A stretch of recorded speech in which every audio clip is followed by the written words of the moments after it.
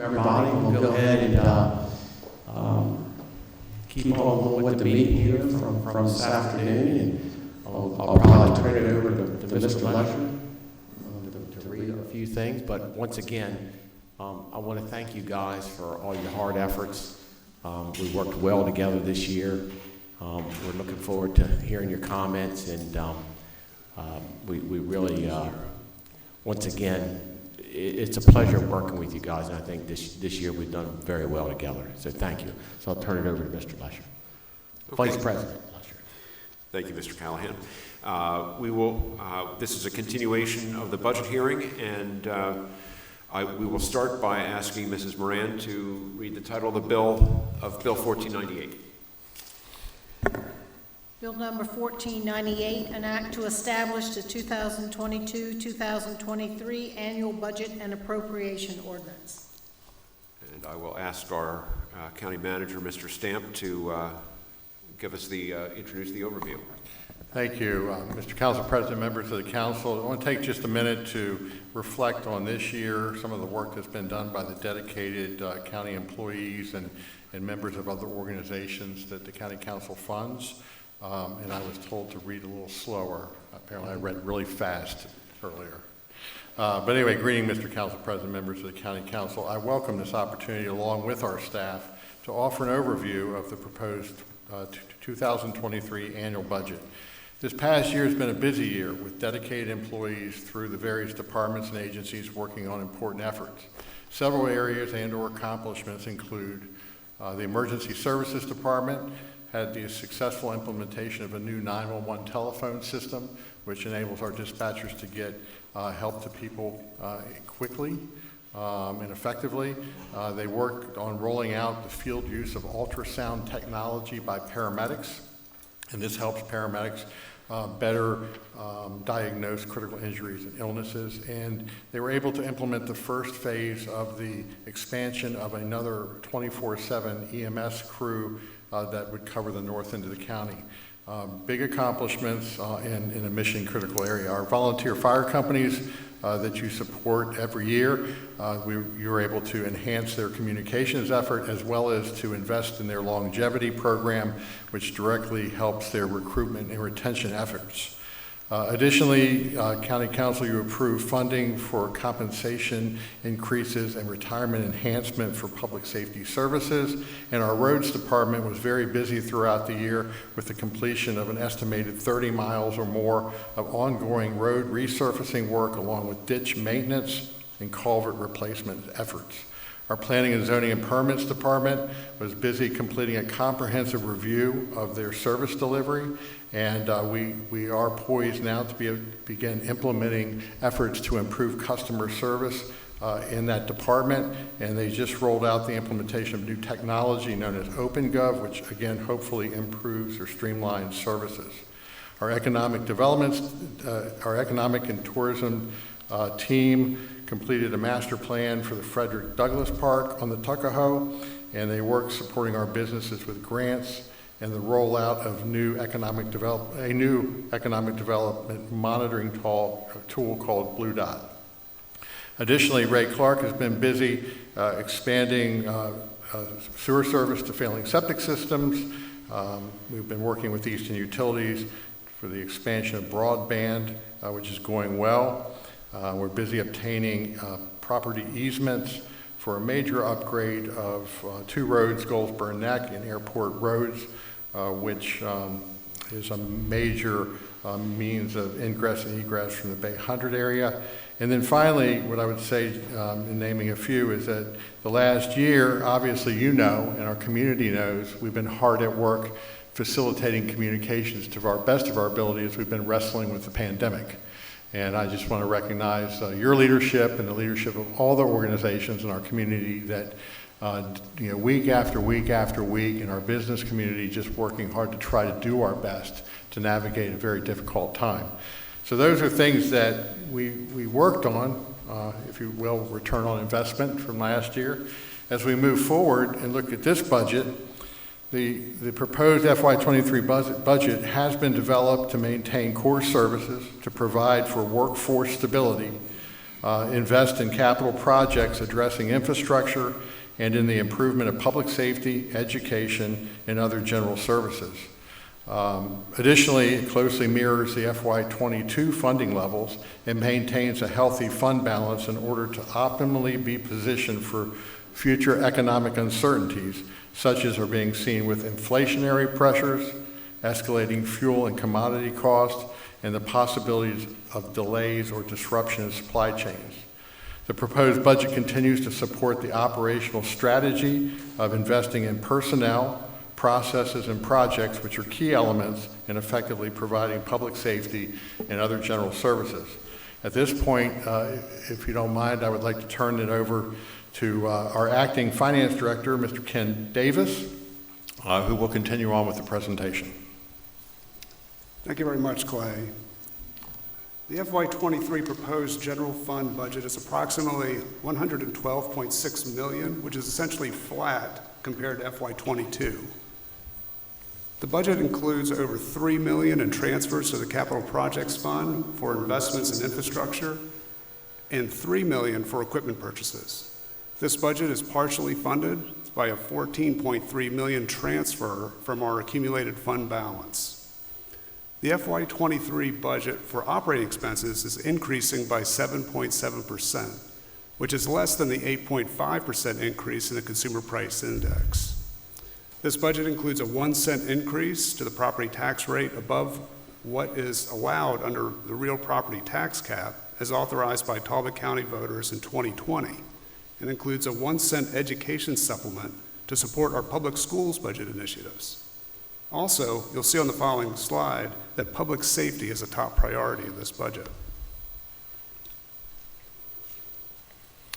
We're funding the expansion of our paramedic unit for 24/7 coverage in the northern end of the county, which will improve emergency response times. We're also funding enhancements to volunteer fire departments to address operational costs, to support training, personnel retention, and recruitment. We're providing enhanced operational support for the Sheriff's Office as well, and property acquisitions to house the Sheriff's Office and the Health Department. We're fully funding the educational commitment plus supplemental capital requests from Talbot County Public Schools. We're making investments in roadways, culvert replacements, and sewer services, and making investments in information technology for greater efficiency, transparency, and data security. Again, this increase in the operations budget is less than inflation. We're covering increased retirement expense associated with our paramedics joining the law enforcement officers' pension system and providing cost of living and step increases for all eligible employees to address inflationary, recruitment, and retention issues. And we're adding 13 new positions to strengthen emergency medical services, the Sheriff's Department, permits and inspections, parks and recreation, and county administrative functions, which are detailed further on this slide. With that, I would like to hand it over to my colleague, Ray Clark. Thank you.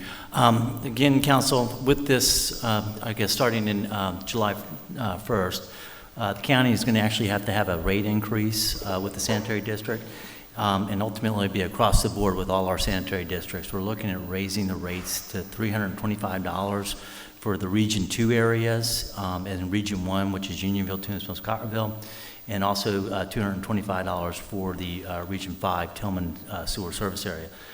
Part of the reason we're having to do this is per our meeting with Maryland Department of the Environment, as we were looking to do sewer projects for Resolution 235 and 250, the county needs to meet a debt ratio of 1.0 at a minimum. And with that, MDE came back with their analysis and said that we need to look at raising the rates by $400 a year per EDU. And this is how we set this up, is $600 per EDU or per house. That's what our current rate right now is within the Unionville, Toomsville, Cotterville area, as well as Royal Oak, Nickham, and Bellevue, is at $600, and then ultimately with the Bay Restoration fee, it's $660. With that, the St. Michael's fee is $650, and then ultimately with the Bay Restoration Fund, it's $710, and then the Martingham is $670, and then ultimately with the Bay Restoration Fund, it's $730 per year. And Tillman at this point in time is $460. with $60, and then that makes it $520. With the $325 rate increase, again, this is associated with paying off the existing debt and helping the sanitary districts, which are enterprise funds, be solvent. So this is really critical for the sanitary districts to always maintain, I guess, be in the black. So this is one of the things, we're not borrowing general funds. We actually have to operate sufficiently without having to take money from the general funds. So these rate increases will actually help us in doing that. Our current debt ratio right now, I think this will get us close to 1. We'll probably have to revisit this next year. So there's potential for an additional rate increase next year, but we'll have to see how things play out with MDE and the funding levels that we receive via grant. But with that, again, these would the new rates, the new annual rates would be $985 for Unionville, Toombsville, Scottsville, and Royal Oak, Newcomb, and Bellevue, and then $1,035 for the St. Michael's area, which also includes Rio Vista and Bentley Hay, and then the Martingham area would be $1,055, and ultimately the Tillman Island area would go up to $745 per year. The county currently bills this on a quarterly basis, and we'll probably work with the finance office to possibly look at doing this on a monthly basis.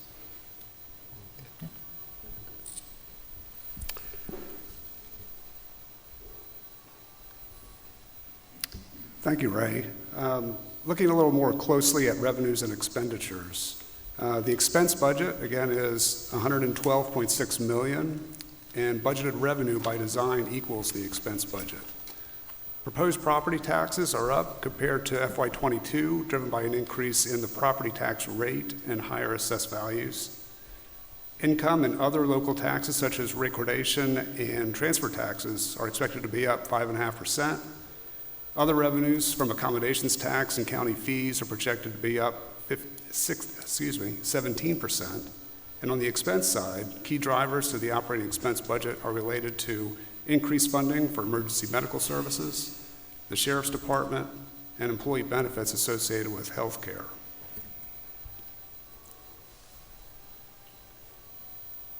This graphic illustrates the distribution percentage-wise of general fund revenues. Property tax revenues fund 45% of the budget. Income taxes, local taxes, and other revenues fund in summation at 41% of the revenue budget. We use $14.3 million from our accumulated fund balance to support this budget, which helps moderate the need for increased property tax rates. In recent years, we've had higher than expected real estate and income tax revenue, which has helped keep the fund balance in a healthy position.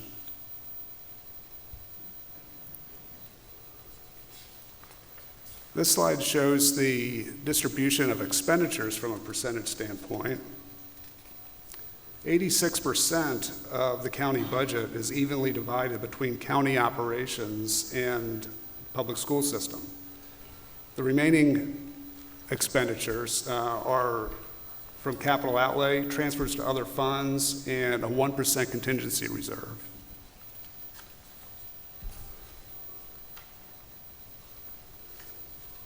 Highlighting some of the larger capital projects going on in the county, we have about $20 million of several of these projects related to public safety and health, approximately $1.8 million to expand broadband service to our communities, $5.7 million in highways and street projects, and about $500,000 in capital projects related to the school system. And this slide demonstrates our fund balance. The discretionary portion of the accumulated fund balance is projected to be $31.6 million, as shown at the bottom right of the slide. And this is a very healthy level. The balance serves as a buffer as we encounter increased costs or loss of revenue during uncertain times and unpredictable events. So thank you very much. That concludes our summary of the budget. Okay, well, I appreciate that. Thank you a lot, Mr. Davis. I just wanted to say a couple things. Mrs. Price is with us tonight on the phone and listening. She had an obligation with Mako in Frederick tonight, so I just want to let everybody know that she is here listening, and we welcome her too. So, being that said, Mr. Vice President, you want to go ahead and read into the record? Yeah, I will now open the public hearing on Bill number 1498, an act to establish the 2022-2023 annual budget and appropriation ordinance.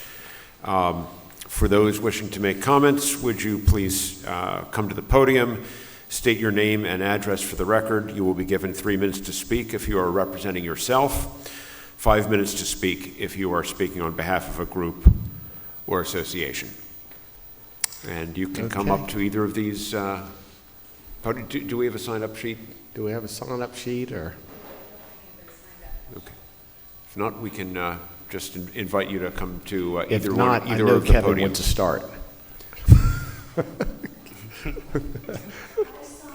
You did sign up. Okay, come on up here. Come on up here. Thank you very much.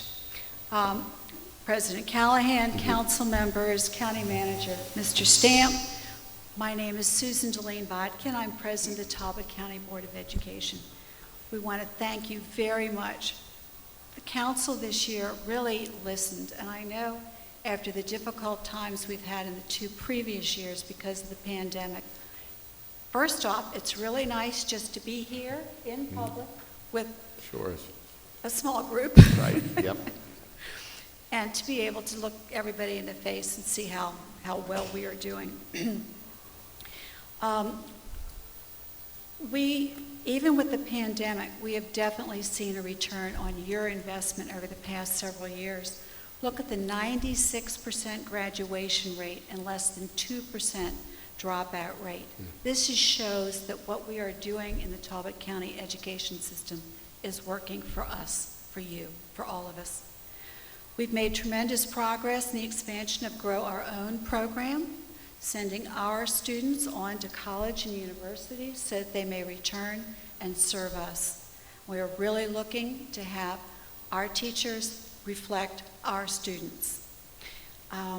We've made major revisions to our overall curriculum in most core content areas, and this year the Board of Education has been planning and budgeting for the new Strive for 25 strategic plan, which encompasses 4 major areas of opportunity: early childhood learning readiness for success, social emotional learning support services, equitable access to academics and support for success, recruitment and retention of a diverse staff.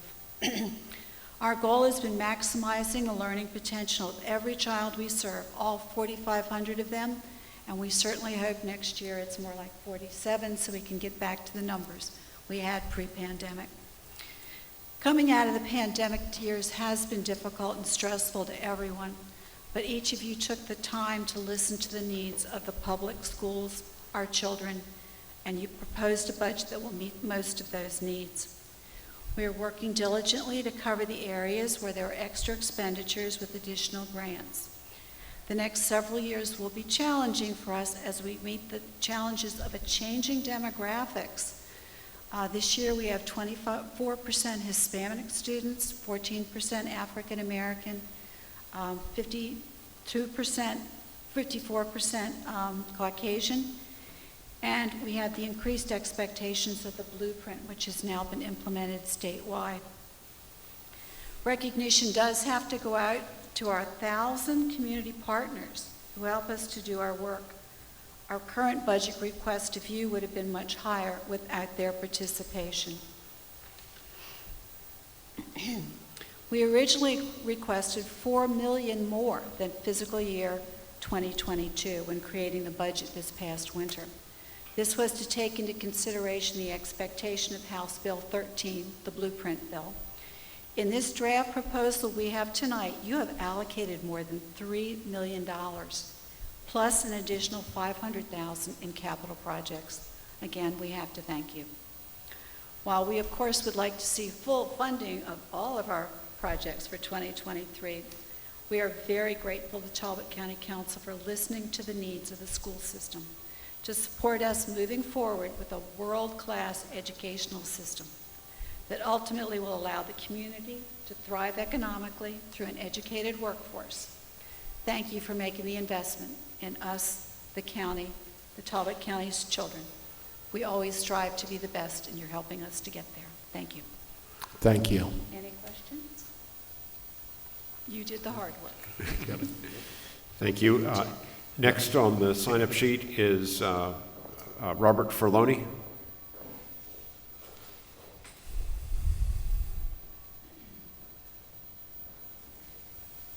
Thank you very much. I greatly appreciate the time speaking with you, and I'm representing the Talbot County Free Library. My name is Robert Ferloni. I'm the Vice President of the board. I'm also a resident of St. Michael's, and one of the things that we want to greatly express our gratitude for is the ongoing support of the operations of the library in general, but specifically with regards to the support for our projected expansion in St. Michael's, as well as the ongoing support for our staff. As you know, during the pandemic, it was exceptionally difficult for the community going through the difficult situation that we found ourselves in. And I think many people realized how essential the library truly was with regards to the opportunities that we offered, the relationships that we had, but also specifically giving a lifeline for people who needed access to bandwidth, who needed to find a way to actually apply for unemployment or have access to information. So they realized we're more than just a repository of books, but really a capacity support for the community at large. And we greatly appreciate the support for our staff. As you know, they were seen as essential workers. They were there working throughout and continued under difficult circumstances to support the community in a variety of different ways. As many of you know, I know Mr. Pack went on a tour. The facilities in St. Michael's, and Mr. Lesher as well, are somewhat compact and contained and not meeting the needs currently of the community that we have. We have a wide variety of different organizations that use the meeting space. We have teens as well as families who are compacted into a small area, and we're looking forward to expanding our resources and capacity for meeting the needs of the community. So through your generous support, we're able to match a state grant and capital funding and look toward the design going forward. So thank you very much. We greatly appreciate the support. Okay, thank you. Thank you. Those are all the people who signed up in advance. So we will, Mr. Callahan, we can open it to the floor and see if there's anybody else who would like to come forward. Okay. Andy, you want to come up? Okay. Thank you. And your partner in crime right here? Yep. Okay. Is he okay over there? Okay. Good. Nice job on the building too. Okay. Anybody else would like to speak over here? Okay. Nobody? Okay. All right. All right, Mr. Lesher? Well, I think it's appropriate then that for us to close the public hearing. At this time, there's still an opportunity to provide written comments. Written comments will be accepted by the County Council until Wednesday, May 4th at noon. That is tomorrow. Emailed comments can be sent to publiccomment at talbotcountymd.gov. Bill number 1498 is eligible for a vote on Tuesday, May 17th, 2022. I believe that is all the business that is before us. Council will next meet on Tuesday, May 10th at 6 o'clock p.m. The council will meet at 2:30 that day with the MACO director and president, and we'll move into final budget deliberations at 3:30. Council will go into closed session at 4:30 to discuss personnel, real estate, and legal matters as listed on the statement for closing that meeting. Council members will also be meeting on this Thursday, May 5th at 4:30. Did I get that time correct? PM for a 6:30 p.m. for a 5-county meeting with the directors of Chesapeake College. Therefore, if there's no other further business before us, a motion to adjourn would be in order. Okay. So moved. Thanks a lot for coming tonight. I really appreciate it. Bye.